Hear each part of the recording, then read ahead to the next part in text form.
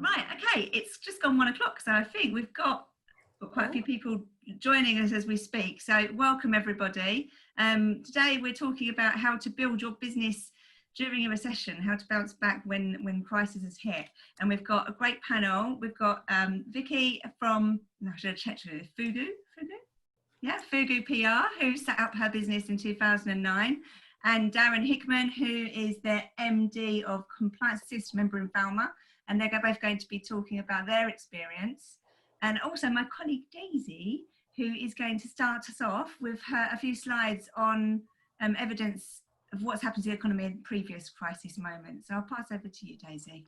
Okay, thank you. I'm just going to share my screen. So yeah, I'm just going to give a very brief overview. And I'll share kind of any links to articles and things that I reference in my follow-up email. So kind of it does, yeah, it looks like we are about to enter a global recession. The World Bank is predicting that the global economy is going to shrink by 5.2% this year. And in terms of the UK, the Bank of England is predicting it's going to be the largest downturn since 1706. Obviously, this has been triggered by coronavirus. I think it was expected anyway. From what I've read recently, predictions over the length and severity of this recession are really varied. So the Financial Times this morning reported that the economy in Europe was actually showing signs of improvement. So yeah, optimistic view is that that we'll bounce back next year and there's going to be limited scarring to the economy. Then kind of on the more pessimistic side, here we've got a quote from Eric Nielsen from UniCredit. He thinks that we've never seen a man-made recession of this scale before. On the other hand, we've also never seen policy responses to this magnitude to be brought in to cushion the impact on people's livelihoods. However, he still thinks that it's going to be the biggest peacetime recession in over 100 years. So all we really can be certain of at the moment is more uncertainty. We go to the next slide. Here we can kind of see the comparison between 2008, what happened then, and where we are now. So GDP shrunk by no more than 2.1% in the last recession. And if we look here from kind of February to April, it shrunk by an unprecedented 10.4%.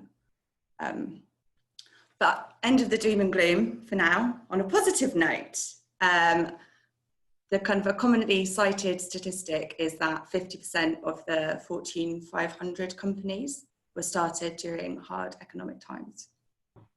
If we look back to 2008, I'm sure you will all recognise these companies. These were all started and formed during the last recession. So a particularly interesting one is Groupon. The founder kind of noticed or saw that retailers were really struggling during this time and created this website so that they could cope with the massive hit and promote their products through special deals. So he saw a need, he met that need, and now the company is worth an estimated 2.5 billion. If we look even further back at kind of economic downturns of the last century, we've got IBM, Microsoft, FedEx. FedEx is another interesting one because although this recession in 1969 to 1970 wasn't thought to be that impactful and it was quite short-lived, he really struggled to start with to sell his concept. But because he'd innovated and created this tracking service with real-time updates that kind of hadn't been seen before, he went on to become, FedEx went on to become a global powerhouse. So some really positive stories there. So thinking about kind of why people might want to start a business during a recession, Robert Fairley from the University of California has come up with this, the concept of necessity entrepreneurship. So that's the idea that during hard economic times, people might not get the opportunities in their salaried job. It's also likely that lots of people will be losing their jobs, which is something, unfortunately, that we are seeing at the moment. We're expecting unemployment to double to at least 8% in the next few months here. But his view is that this gives people the motivation to go out and kind of follow their dreams and start up new businesses. And this has been seen in the US recently. In the last week of May, there were 67,160 applications filed for new businesses to start up, which is 21% increase on the same week the previous year. So just some other kind of commentary about kind of why perhaps some of these unicorns, as they're termed, have succeeded in the past. Here from Dane Strangler, there's this trial by fire idea. If you get started in a recession, you really have to scrimp and save to make that company successful. You're trying to make it when you can't get financing and trying to get customers when there isn't any demand. So this concept, if you can make it through a recession, you can pretty much make it through anything. Here, you need to embrace and scale one skill that is core to your company and think about doing that with as little money as fast as possible. Another comment here from the former World Bank president: skillful adapters and disruptors, especially in the digital economy, will emerge from this recession stronger. So really kind of the overall message here is, and it's something that it's been a recurring theme through all of our webinars that we've been running, is that although this time of crisis is going to be extremely challenging, has been and will be extremely challenging, it's also potentially kind of the perfect time for entrepreneurs, budding entrepreneurs, to do something different, to be innovative, to create new products, new services. So there are definitely kind of positives that can come out of this. And so now, after that, I'm going to hand back to Saffron, who's going to be talking to Vicki and Darren about their experiences. Thank you, Daisy, and I really appreciate you putting those slides together. As, like you said, the recession in 2008, 2009, you were unaware and a teenager still in education. So, I was working in dentistry at that time, and obviously my end users were dentists. I was selling ergonomic equipment to dentists and to surgeons.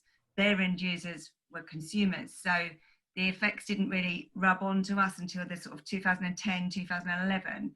But that whole period was a very stressful time when everybody had to cut back. It happened slowly though, it wasn't overnight. And obviously what we've just gone through, or what we're going through now, is really quite different. Darren, shall I pass over to you first of all? Darren is the MD of ComplianceAssist, which is a company who help with due diligence for many different sectors, especially in the financial sector. I'll let you elaborate on that, Darren. Okay, so just as an overview, as a business, we provide a software as a service platform, which is aimed at businesses that either have a regulatory or a legal need to know more about the people they're dealing with. So, that could be their customers, business partners, service providers, or even their employees. Which is, they need that to help manage the risk within their business, or their business being abused by, people who would try to do that. The whole way that we put together our business was to, because this is something that needs to be done by small and large businesses, but historically large businesses always had big pockets and could go to big providers and pay their invoices. So we took the decision that we wanted to provide a platform that would be more accessible to all sizes of business, whether they were large or small. We sort of engaged with these large providers, Experian, Equifax, the traditional sort of providers, to provide a platform that would hook into their platform. And then we would provide that to our customers, so they could use that to undertake the checks they needed on their clients. They could pull in data from all these third parties, and they could use that then to assess the risk that these people would bring to their business. So it's interesting when you talk about why did you start a business sort of in a recession. For me, it wasn't necessarily intentional in a way. I'd been working for a number of years in London, leaving home at 5:30 in the morning, getting home late in the evening. My son was born in 2004, and it was getting to the point where I was leaving for work. He wasn't even out of bed. I was coming home and he was back in bed. So the work that I was doing naturally came to an end, and there was this gap where we could sort of see that these smaller, medium-sized businesses could do with assistance, especially given that I suppose it did come out in a way from the recession. And that's when I decided to sort of put together and sort of launch the business, really, to sort of target something that people had to do. It's a legal requirement. It's a bit like your taxes and dying, you're not going to get out of it. So because there was a recession, people didn't have an option, but we could give them an option to be able to do it in a way that was a lot more cost effective, shall we say. And that's where, we went down the route of sort of putting together and launching our business. So initially setting up as a consultant with the clients or with the contacts that you already had. So is that how you got going, or did you set up as a business straight away? Yeah, so I've been working as a consultant doing this type of work, but for much larger businesses. But what we did is, first thing I did was to hire somebody to work with me. I knew it wouldn't be something I could do completely on my own. And then it was designing the platform. We had to get the platform developed, delivered. The whole, I think that all in all took maybe about a year before we had a platform to launch. And then at that point, we were launching it into a market. We weren't leveraging the contacts. It was really going out there and selling that to a fresh market. And, you think back to then, 2010, software as a service isn't as accepted as it is now, especially in the compliance space, where it's a very conservative workforce, and convincing people that to outsource that to you was actually part of the challenge as well. No, it's fantastic. Let's then bring Vicki into the conversation. So Vicki, do you just want to sort of give us a little bit of background about your business and how you got started? Yeah, sure. So Fugu is a PR and comms consultancy. So I come from a very traditional PR consultancy background. That's what I spent my entire career doing. Started working in some of the larger London-based consultancies, agencies for a number of years before moving to Brighton in '99 and joining an agency here and helping to grow that. So it's what I've always done. And what we do at Fugu is it's more than the traditional what you expect PR and media relations. It's about creating good stories. It's about creating the narratives to raise awareness of businesses, of organisations, of brands, and get people engaged. So it all kind of hooks back to that narrative, to the story, if you like. And how we do that is through a certain amount of media relations and editorial focused story generation and campaigns. But increasingly over the last sort of 4 or 5 years, we're actually doing a heck of a lot more content creation. So creating reports, creating sort of insight and using data to tell the story and to help organisations engage with their potential customers. We also do a huge amount of social media campaigns as well, but it all comes back to that narrative. So it's about raising awareness, profile of businesses to help them grow, but not just, I purposely have kept the business very cross-sector, and I've been very lucky to have that opportunity through my entire career. I didn't want to be pigeonholed. Most people want to say, are you B2B or are you B2C? Are you consumer or are you on this side? You just, and I actually always found it much more interesting, and I was much more motivated by being able to work in a number of different areas and a number of different sectors, and actually found that you could give some really good advice to some organisations that they can learn from another business in a completely different area. Fugu, how you spell it? F-U-G-U. I just saw that question come up. I can tell the story in a moment if you're wondering why on earth are we called Fugu. Yes, so where was I? In terms of creating those narratives and those stories to build the profile of an organisation, and it being cross-sector, because you can, learn a lot, and trade organisations can build a lot from other sectors, if you like. So that's kind of what we do. And we work for a number of businesses of different sizes and different sectors, probably, majority up until 4 or 5 years ago were small businesses, SMEs, but also quite a lot of fast growth, scaling up digital businesses who wanted to do something quite different. And that's an area that I had spent the previous 10 years of my career doing at the dot-com crazy growth time in 99, 2000. So I'd already seen that kind of really interesting bubble, and then the bubble bursting and the impact of that.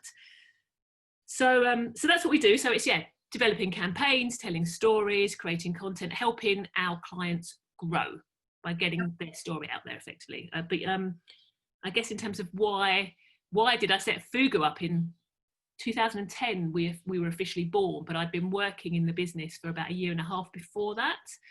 And again, it wasn't a specific reaction to the recession. It was just the right time for me. So I had been working with my previous agency for 9 years. It just felt like the right time. I've been wanting to prove, I guess, if I could do it myself, because that's what I'd spent my career doing. And I guess I wanted to do things slightly differently. I've always tried to do things differently and try not to behave in what I thought would be a traditional business way. And I think I'd come across a lot of business leaders who are very harsh and a bit ruthless, and that's not my way. And I wanted to actually see if I could do some good through business, to have a positive impact in some way on the world in the way that I could. And that's been really important actually in terms of building the business and the values in the business. So, and what was really important to me was dealing with everybody with equal respect. So regardless of whether it's a supplier or a customer, a member of staff or a cleaner, everybody deserves equal respect and treat people equally. So it's that kind of, I guess, culture and approach to the way in which we run our organisation that I wanted to make a real stance to do things slightly differently. And we've grown very gradually, very organically. And we're now a small team. There's 9 of us in the team, and it's been great. And we're now working with some larger corporates. So we started out very much with those smaller scaling up businesses. And we're now doing some sort of campaign movement work for the likes of Unilever. So they are trying to improve the conditions of people working in restaurants and kitchens globally. It's a movement called Fair Kitchens, and they are one of the investors within it. So we're able to really make an impact and really help, particularly now, the restaurant sector being possibly the most, negatively impacted through, the coronavirus.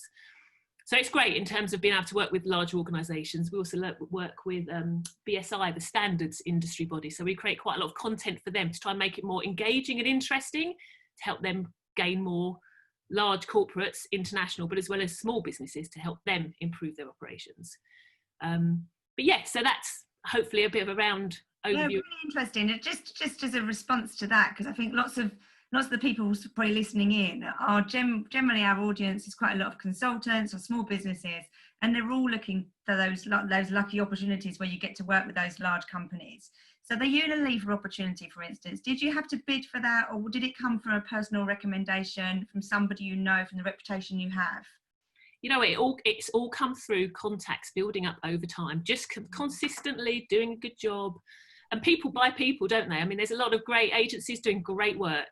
And when you connect with people and they trust you, and that builds up over time. So that particular contract came through the client there who had worked somewhere else previously. She'd worked at Cambridge University. The team did a fantastic campaign for them around females and unbiased issues around leadership positions. So it was a really interesting, in-depth piece of research. Got it in Forbes and all. It was a really successful campaign. She moved and got a role at Unilever. She then called us back to say, look, I'd love to work with you again. You're such a good team. Yeah. I'd say that's how all the work's come. Again, like Darren mentioned, I didn't take any clients with me from previous agencies, which, I think is quite a common thing. I felt like I really wanted to be above board. I didn't want to make my prior agency, give them a difficult time. I wanted absolutely to make this on my own. Yeah. So I guess started out with a bit of consultancy work with people that I knew and recommended. I did a bit of consultancy work for other agencies, and then slowly just tried to get the word out. Lots of networking. And speaking with people that I'd worked with in the prior 15 years in other guises, so not taking any sort of direct clients, and then gradually word got out and people started recommending me, and that's how it grew. Yeah. And so, one of my other first clients was Gadget Show, and working on their sort of live event at the NEC, and it was huge, and we pretty much ran that, me and my first member of staff, for a couple of years. And again, that came through somebody who actually took over my job that I'd left in an agency 2 jobs ago. But she'd heard of me through the team that I'd worked with previously. We'd sort of had a vague, web-based, email, LinkedIn, relationship. And she said, I hear you're on your own now. Would you be interested in this opportunity? So it's I think that's definitely how it comes. You build your network in the sector. And I'm very lucky. I did say, well, lucky, it was a choice, I guess.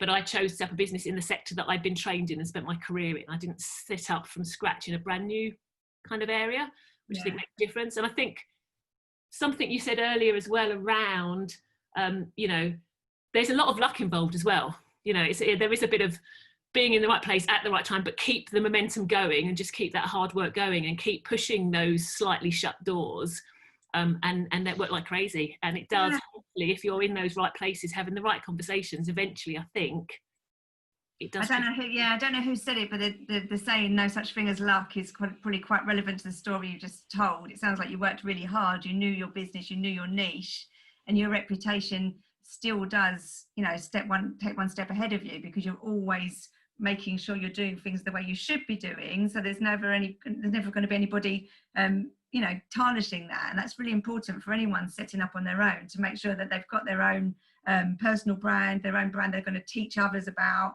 and have this sort of, their troop of people that they're going to mentor who will be relaying that name. I've met lots of people. Sorry, David, go on.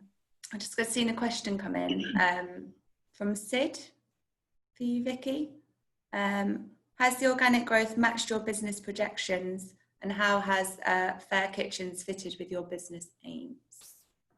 Yeah, so in terms of, I'm going to be really honest here. My projections and business plan were somewhat thin. I was very cautious to start with. I really didn't have I want to get to this place in this time. It was very much, okay, I want to see if I can do this on my own. I want to see if I can do this with a member of staff.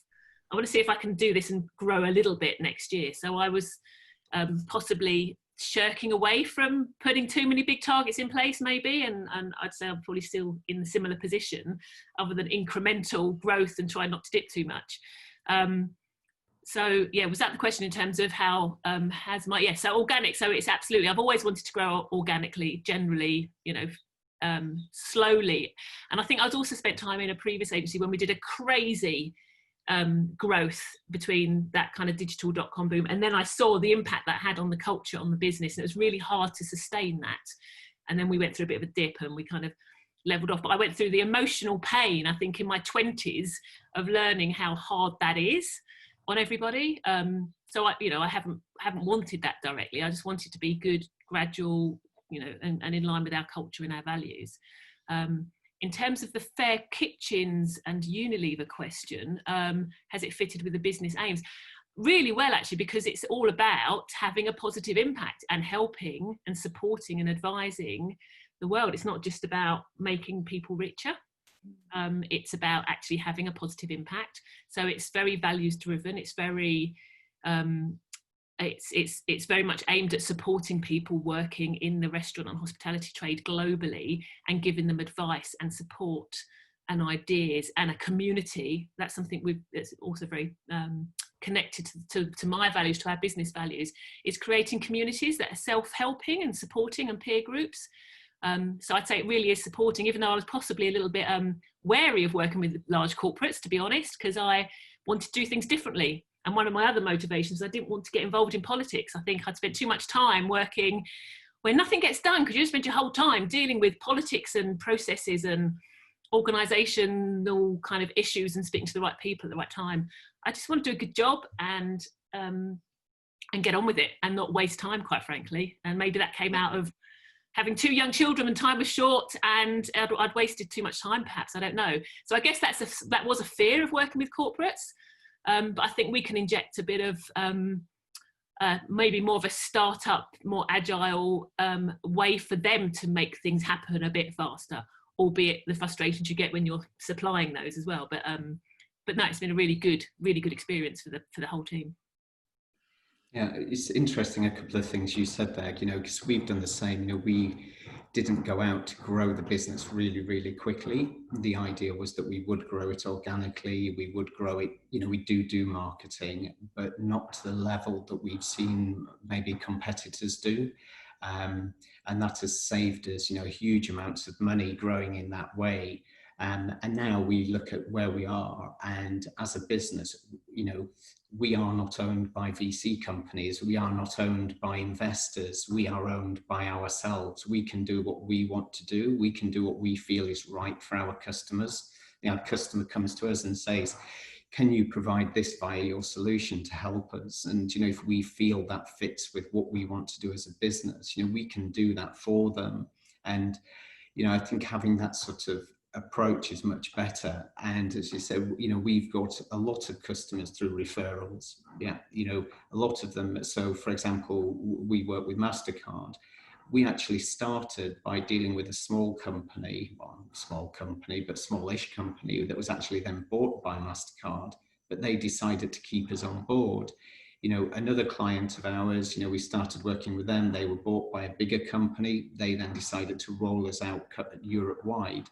So, and then, people talk, people refer people, and whilst we've had to do a lot of sort of competitive tenders, a lot of large clients ultimately have looked at things and then come back and said, actually, you get the best referrals from everybody. So, that's where we're going to go. Doesn't work every time, but I think it does mean a lot having that sort of approach and that honesty with people. When it comes to the overall sort of way that you're going to do your business. Yeah, I totally agree. I know a lot of agencies of sort of similar sizes who spend, I don't know, a quarter of their time pitching for new business, which is a huge resource, a huge amount of time and investment, and also possibly detracts their time from the clients who are paying because they're constantly looking for that next bit of growth. We hardly pitch at all. I mean, 1, 2 a year, maybe. It's generally through referrals, and you get a more likely chance of winning that business because they trust you already and you're not starting from a cold start. And it also means that you basically you're not wasting a huge amount of resource and time on that growth, I think. So I think that's been quite a fortunate position, I have to say. And it wasn't necessarily a plan at the start, and it wasn't part of a strategic approach, but it is naturally how the business has grown and evolved. Cool. Okay, so we were having a discussion. Richard has put his hand up and he's also put in a question. So should we just go in an organic way like this and just accept questions? So Richard, would you like to speak? Because I think we can let you speak. Oh, where's it gone? Should we do that, Daisy? Or should we just read it out? I've lost his okay, I'm going to read it out. What's the best support that has worked for you as a business since you began, and how has it helped with organic growth? Darren, do you want to go first? Best support. It's interesting because when we started as a business back then, I think the level of support for business is not like it is now. There wasn't a lot of things out there with people offering to sort of come along and help with this, that, or the other, or provide grants for things. A lot of what we did from the early day going forward was just finding our own way and working along. Over the years, the best support we've had, I mean, there was a couple of grants when we'd been going about 3-4 years, and we got a free business mentor, a guy called Cy Conroy from Scarlet Monday, and we could meet up with him sort of just once a month, I think, for about 6 months, and it was just good to have somebody who you can bounce the ideas off. May not know anything about our business, but it was just a sounding board of somebody that you can talk to, and that really helps. Sort of, it didn't come up with probably anything greatly new, but what he did do was go, yes, what you're doing is right, because you can start a business and you can make your plans and you can look at what you're going to do. but ultimately, you don't know whether you're making the right decision or not. And sometimes it's just good if somebody can just validate those who has been through a similar experience in another business and can say, yeah, that's correct. Because unlike Vicki, we did start with a business plan. That was how I convinced myself to give up work and think, right, this is actually going to work. And we've taken an approach where we get various different comments on this, but we've always made sure that we have a month-by-month business costs plan for 3 years ahead. So we know every month what we're going to be spending, and we project what we think that income will be based on our historic organic growth. And we've always aimed to make sure we've enough cash for 6 months. So in the early days, when we could see, okay, that cash might run out in 6 months, then we can look at whether we need to get a bank loan or any other funding, or maybe a project comes in that will cover that. And I've always found that in terms of where we are makes us look and go, well, actually, we're spending too much. What can we cut? Which costs can we handle? And the biggest thing I learned, I would say, was to become a master of everything. In the early days, I was my own bookkeeper. I had to learn how to do the networking in the office. I had to learn how to maintain some stuff on our servers. Things that luckily we now have people to do and deal with that. But, in the early days, you're really looking at, minimizing your costs and going forward, from there, and having that approach, and then having somebody come in and say, yep, that was a good approach. That's a really good way of doing it. I think that really helps, and it gives you the confidence to sort of keep going, because your business does have to get to a point where you're going, okay, I'm no longer just starting up. I'm actually into a sort of a more growth phase, which when we hit that was great, because you're finding, okay, I can hire somebody to do this, I can hire somebody to do that. And you're a lot more solid and in terms of where you are as a business. I think that what you've just said there is very true about the positivity that your mentor gave you, the accountability. But one of the things we say at Sussex Innovation is that we try to be critical friends as well. So to give back negativity when we can see that maybe you're going down the wrong road here, and presumably he was doing that as well in those 6 monthly reviews. I mean, luckily we were doing a lot of good things, but there were things that we didn't have that he did suggest for us to take a look at and bring in. Some of them, because of the sector we work in, some of them wouldn't quite work, but there were things that he suggested that we took on board, and has grown and made our life a lot easier as we've become bigger as well. And back in 2010, the subcontractor kind of way of working, because it's so common now that you don't have to employ people, you can just obviously just resource from them, which is probably a great way of getting started. Not done it myself, but I expect it's a great way of getting started. Did you do the same then, or were you employing people, actually bringing in people onto the payroll? No, so the whole purpose of the business was to keep it as lean as possible.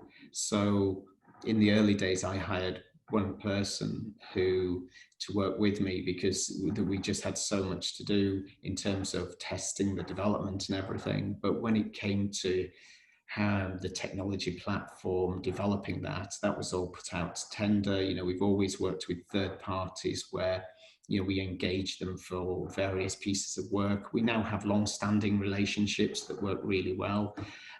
It's a discussion we sometimes have with new clients when they say, well, how many of they are, how many people do you have? And we say, well, in total, the team's about 6-7 people. But actually, if you look at our extended team, we've got a team that does 24/7 support of our operations. So they're the ones that get woken in the middle of the night if something goes wrong and they have to fix it. We have a company that's got a whole development team that we can call on. So, then our accountants, bookkeepers, they're all third parties that we've built relationships with, but it allows us to sort of be able to have just what we need. If I wanted a 24/7 support team, I would have to hire a minimum of 3 people, maybe 4 people to cover that. Whereas now I have a relationship with a supplier that probably costs me about as much as one person. And, and they look after that for me. So it enables you to manage those costs. Yeah, That's brilliant. I did a similar thing actually when I set up. So it's hard. I totally agree, Darren. You know, you've just become a bit of a mini expert on everything. And I was so happy when I could hand over telephone systems and you know, certain aspects of the job, database building, things that other people are so much better at than me. But I spent so much time doing it. So it was a joy when I had somebody on board. But that sense of having support, one of the best people I brought on from day one was an IT consultant who could just, so I decided to move from PCs to Macs when I set the business up, because at the time, less likely to suffer from viruses and faster operating. But I hadn't been trained on them, so I was a bit at sea. So I had somebody who I think I bought like 10 hours of his time, but I could just call up whenever I needed it. So that little bit of somebody holding your hand when all the systems fell apart, because all I was my laptop and everything in the cloud. So I had no other overheads, but it was that you know, a bit nervous about whether if something failed or something broke, how I would cope. So having somebody at the end of the phone to provide that technical support, because I didn't have a department I could turn around to who could tell me to turn it off and turn it on again, invariably is the answer. But yes, that was really good. Not a massively costly exercise, but really gave me a bit of support, I'd say. I was going to say, I really found the support as well of peers, of other people running businesses. I found that so valuable, and I still do, in terms of going to events with other, you know, business owners and just sharing some of the issues and the worries. And I think one of the biggest things I've found is it's been a much more emotional journey than I thought it would be. It's, you know, it's not running a business in spreadsheets, it's emotions, it's people, it's human beings, it's the ups and the downs, it's dealing with staff members and all of their personal issues and emotions and all of the demands of clients against your own personal demands. It's been a huge emotional roller coaster. So just being able to share that experience sometimes, as well as technical or financial or, you know, growth and sales tips. So I, you know, have been to as many networking events as I can and have really built that network around me. And I'd say I was really chuffed at the start and really surprised. And I think I tried to pass that on as well, of the amount of people that approached me and offered help. And I don't know, you know, I was really quite blown away actually by the amount of support that just appeared from nowhere. People that I'd worked with before, previous clients and colleagues, who just offered a cup of coffee and a chat and just a bit of advice. And I think that really goes a long way, actually. So find those people that you connect with, that you've worked with before, and grab half an hour on the phone. I guess, you know, having coffees and a beer now is not quite as easy as it once was, although maybe at some point soon. But yeah, I found that really invaluable. And surrounding yourself, as you said there, Saffron, with people that are critical and don't necessarily have the same views as you. So I'm very lucky that my husband is involved in the business, and he often gives me a very different viewpoint and kind of pulls me back to another way of thinking, which can be, you know, problematic at times, but also is really good. And I've also tried to employ people and work with people who aren't yes men, who try and identify and question the way that you're working. And we are definitely a better organisation, a better outfit with those different minds to find different solutions to problems and the way to approach a business and a business problem. Right. Now, we spoke briefly yesterday, and one of the questions I said I was going to pose to you, because at the moment, obviously, as Daisy spoke about earlier, you know, there are lots of redundancies being made. Companies have been given all sorts of different ways of supporting them, including the bounce back loans and obviously furlough. And I just wondered, when you both set up your businesses, were there government incentives then? Did you use any? Was there any key moments that really made a difference for you? And Vicki, I'm going to go to you because I know the answer to this, and I think everyone else would be interested. Yeah, no, there was one actually, which was a really important moment. There was some government funded, fully paid internship schemes available, which I found out about, and it was administered by Wide Sussex at the time. So I was able to have a relatively risk-free first member of staff at a time when I was quite nervous and trying to see what the future would hold, and you know, doing my business development and looking after clients.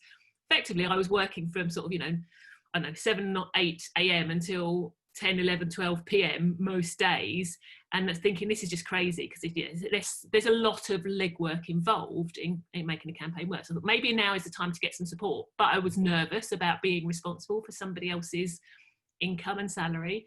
So yeah, so that internship program enabled me to take that leap of getting somebody to join me in what was a co-working office at the time. I did literally, the night before I had the interviews, turned what was my little cupboard that I sat in most days by myself into what tried to look like a professional office, and put pictures on the wall and put plants out the night before, and trying to, you know, become this institution that was effectively just me up until then, and then had the interviews in this space that literally had just been created overnight, because I didn't care personally if I had pictures on the walls or flowers or plants around me. And she was amazing. So she joined me in 2010. So I think I've been working by myself about a year or so, and so I had a 3-month, you know, risk-free member of staff, and oh my God, it just made such a difference. It changed my life. And then I was able to offer her, because more business was coming in and contracts were extended, I was able to offer her a permanent contract. And we kind of started working on it together. And then I was able to, I've always felt very strongly that any internships, any training programs, I always offer the full living wage. There is I've got a big issue around many businesses growing through effectively free, unpaid slave labour, and it's just not fair. And it's also, it increases the inequality in our society and those opportunities, because many can't afford to do that. Anyway, so I did a regular annual internship program as part of our sort of Fugu project, whereby we could get somebody on board. And I did that in partnership for about 7 years with the Brighton Digital Festival. So they got a little bit of funding, and I used all that funding to pay for and topped up a person who joined me permanently for 3 months. And that was great. And then some people stayed with us and we offered them permanent jobs. Others just took that away and their next kind of, had it on their CV for the next thing. So yes, so I would say that government support, and that's the only support I'd say there was available at the time, but I possibly wouldn't have taken that leap otherwise. I may well have been dragged into work for somebody else, and I just stayed myself as a consultant. So it really helped. We find the most challenging thing that businesses find when they're growing is to employ the first person. It's such a big leap to actually just take that first person on. So these different opportunities that come up, and I know it's not just Sussex, we're obviously representing the University of Sussex and we have these schemes through Sussex, but other universities have these schemes. I think generally they're supported by Santander, so the young person's paid the living wage. We really enforce that or encourage that in Sussex as well. And I've worked with organisations before where they take foreign interns and they're not paid, and I just think it's just not fair. For social mobility is really unfair, because they're all supported by the bank of mum and dad. So it's really, really unfair to do that. Make sure these people are paid and look out for the support where you can get them. I think Daisy's going to put a link in to one of the schemes that we're offering regarding that. And also it's a good time for us to talk about our USP at the Innovation Centre is that we employ graduates every year. We take about 12 to 15 graduates and we employ them, we fully resource them. They come with laptops, they come with management, and they're employed by us, and we sublet them to companies to work to kind of to pick their brains and take their expertise, but very flexibly. So it can be really great help to someone who is setting up on their own, who is setting their business up on their kitchen table. They can come in and work at our centre or do it online, and resource one of our graduates who come from many different disciplines. They're all looking for some really valuable work experience. They find out about all different sorts of sectors and get some really good experience. And the small business gets a really affordable and flexible access to talent. So it's a great programme. And I'm sure Daisy will put another link into the Catalyst programme if anyone's interested. Darren, I'm going to put that question back to you. Did you use any sort of government support back in 2010? Not when we first started. It wasn't something that we were aware of. We weren't networking locally. Most of our network was in London. So I was quite fortunate, I suppose. I had a friend who I was having a discussion with, and she was talking about her daughter, and she was working for a company that had been sold to another company. Everybody was leaving. She'd stayed. She was working long hours. Everybody was ignoring her, but she was doing really good work. And she just hated the job that she was in. So it was just really fortunate timing at that time that I sort of had somebody there that I could interview. She seemed to have a really good work ethic, and be the sort of person that you could train up to be able to do what we needed. So, you know, she became the first person that I sort of brought on. And, you know, she worked with me, you know, for a few years, as we sort of initially sort of started building the business until we started hiring more people. But then she left when she sort of had her first child, and then didn't come back because of the costs of commuting from where she was living and childcare and all of those things. But we, you know, we're still good friends. We still keep in touch, and you know, one day she'll probably come back when she can. But there was no real. The only thing I can really think of that was around at the time was at one point we did take a bank loan with HSBC, and HSBC had a clause in there that said for each full-term person you hire, we will reduce the interest on your loan by, I think it was 0.5% or something. But that was it. There was nothing much else around, really. I think the next thing that we got was after we'd been running a couple of years, and that was through Innovate UK, and we got a grant from them, which was a cybersecurity grant that we could use to help do some testing of our systems and engage some third parties that we needed. Excellent. So both of you, have you ever taken investment into the business, or do you own your business yourself? You know, has there ever been opportunities for you to sell up? What's your long-term? A lot of people set up a business with a short-term goal to sell their business, but it sounds like both of you are very happy driving your own ship, and this is where you want to stay. Has the temptation ever been there to sort of sell some equity or bring on somebody else? I'll start with you, Vicki. All right. Basically, no. We own the business entirely, and I say have grown it very steadily. I think it's important that you know your own attitude to risk, and I'm naturally actually quite risk averse. Okay. So was able to build up the business, and we've built up reserves to get through difficult phases like this now by incrementally building up. I've never had a loan. We've never had any investment from anybody. It's just been really sensible, incremental, organic growth. And I guess part of the reason the motivation for setting up the business in the first place, an element of that was control. So why would I want to give up that control, to be honest, up until now? Because I don't want to do what a bunch of shareholders want to do. I want to do what's right for my team, for the staff, and for the clients. And that's always been really important to the values. In terms of what the future holds, I mean, it's, you know, I don't know if I'd want to be doing it for another 20 years because it's quite frankly exhausting. And whether I'm in the right place for it, and things move on very quickly, and it's a very different industry and a very different environment, and communications are completely different to when I started out. So who knows what the future holds? I don't have it. Again, I've done things very kind of as we've gone along. I think there are a couple of opportunities in terms of keeping the business growing. I think there has been some interest. There might well be, if it's the right place and the right opportunity for the team, there might well be an opening of a door. Otherwise, I will look at maybe offering it as a kind of a staff buyout opportunity. But I don't have a specific, you know, rapid growth, get to a certain point and then sell it. That's never been my motivation, frankly. Yeah. And you, Darren? Yeah, I mean, for us, it's slightly different because we have a platform. That platform costs money to run. You know, there's the underlying technology, there's the development. So we know we have a set operational cost each year, which isn't small.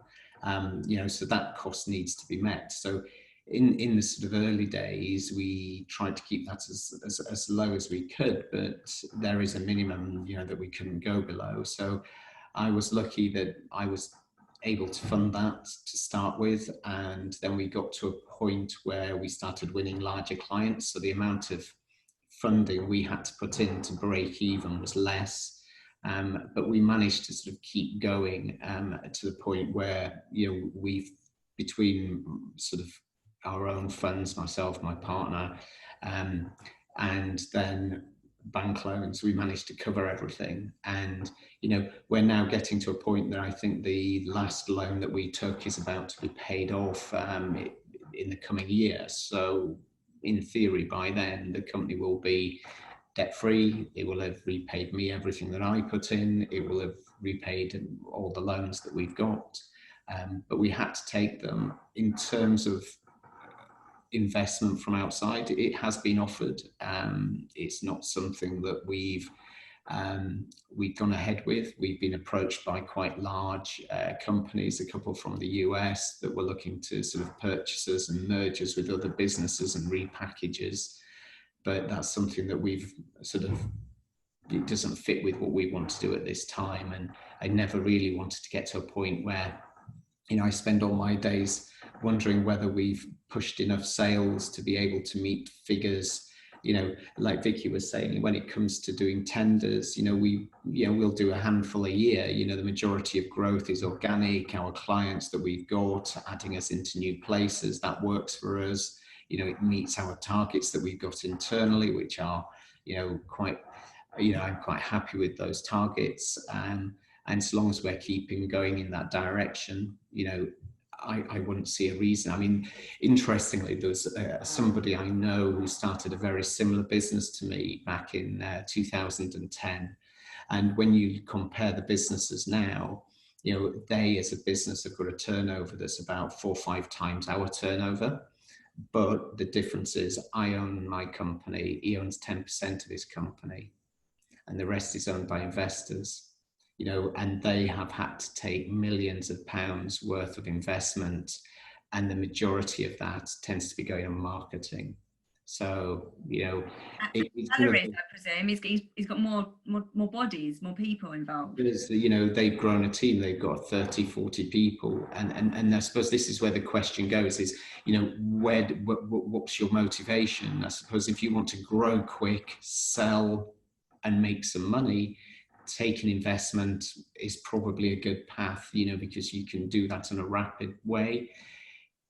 If that's not your primary aim, then, you know, for me, it was taking a much steadier approach and being able to do it in a way that I felt was correct, offering a client what they want, and not to have to say to a client, no, we can't do that, or say to a client, or you'll have to do it this way, or, you know, it's going to cost this much, because, you know, just because we have to meet something that's been imposed on us by somebody who knows nothing about our business.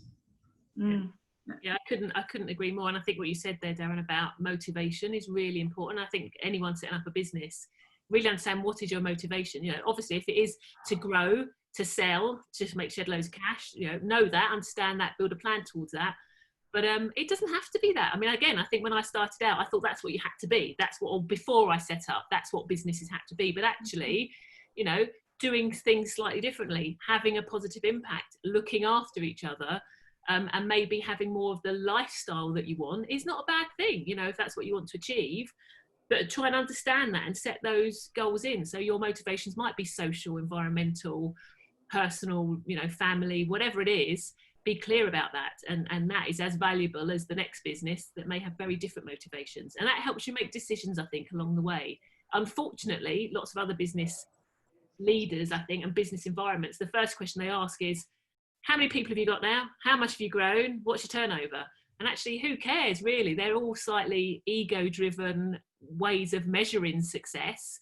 You can be very unprofitable and have loads of stuff, but actually not a very efficient business, and maybe not doing the things that you want to do. So lots of headache indeed. You know, from working in a startup myself, it's very different the way you do. I think you mentioned it earlier, Vicki, the personal issues of people. You know, everybody has a personal life, and when I was involved in a startup, it was really, it just felt so much more important to know that about your colleagues, because we all needed to be there. And working in the Sussex Innovation Centre, there's more of us, and we're under a bigger umbrella, so I suppose it's not as much of an impact. But when you're starting up, you really do have that, you know, whether it be family bereavements or all sorts of other things. And I think I've always loved that startup environment. I did a huge amount back in the prior, you know, .com boom, and I love that sense. Just think, I mean, that's another thing I guess I learned from that phase before I set the business up, was just do it. You know, you don't have to do it in the same old way, and you can be disruptive.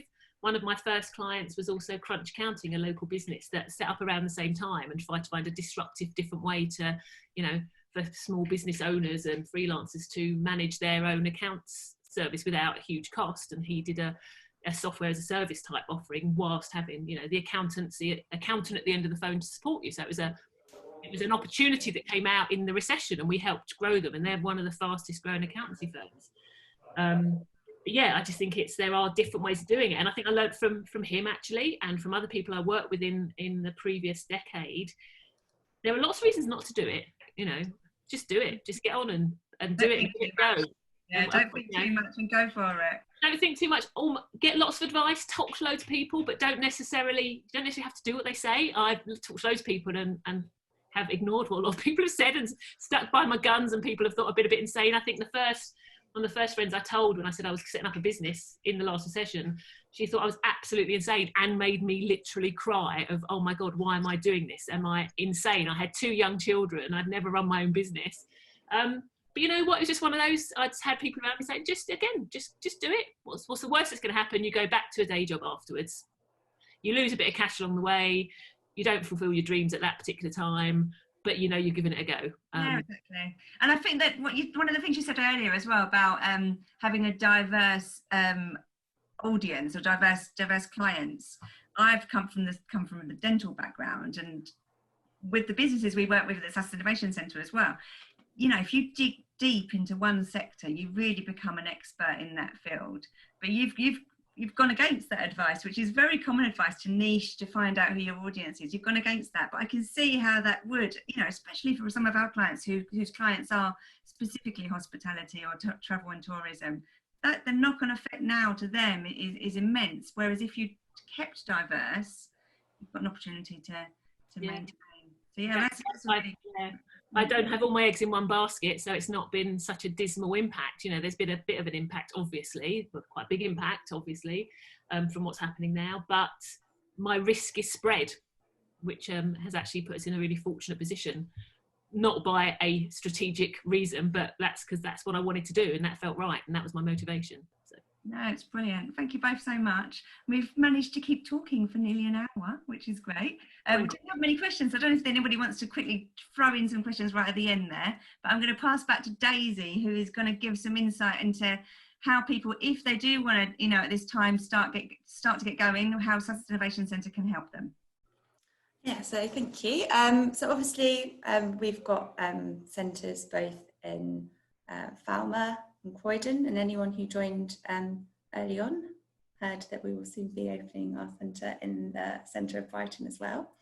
But we're not just kind of flexible office space, we have an on-site business support team who are there to help you start up your business, grow your business. So we can help with sales and marketing, we can help with market research and insight, Saffron PR and comms. Saffron obviously mentioned the Catalyst team as well. So they're here to support our member businesses too. We've currently got some funding available, 12 hours of funded business support. So if you would like to find out more about these opportunities, because you've been watching and think, yeah, I'm going to go for it, why not start up a business during this recession? I'm going to drop the link to our inquiry form in the chat. There we go.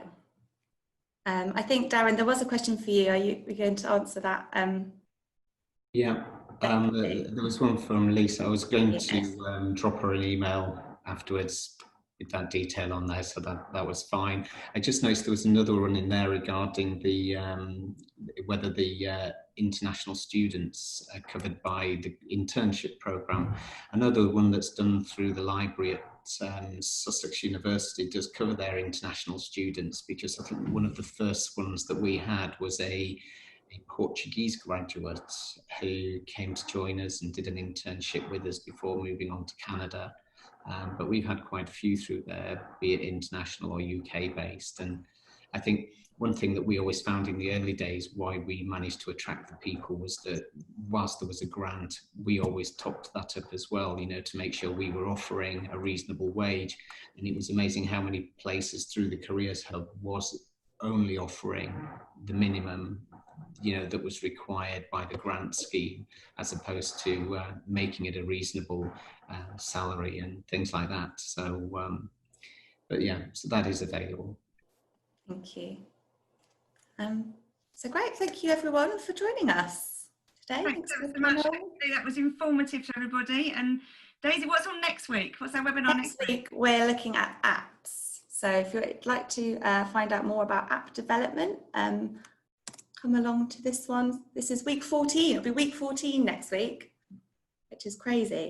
Can't believe that. There we go. The link for that one is in the chat as well. Thank you. Thanks everybody. Have a good afternoon. Thanks Darren. Thanks Vicki. Thanks for listening. Thanks for the invite. It's been really interesting. Cheers. Bye. Bye. See you later. Bye bye.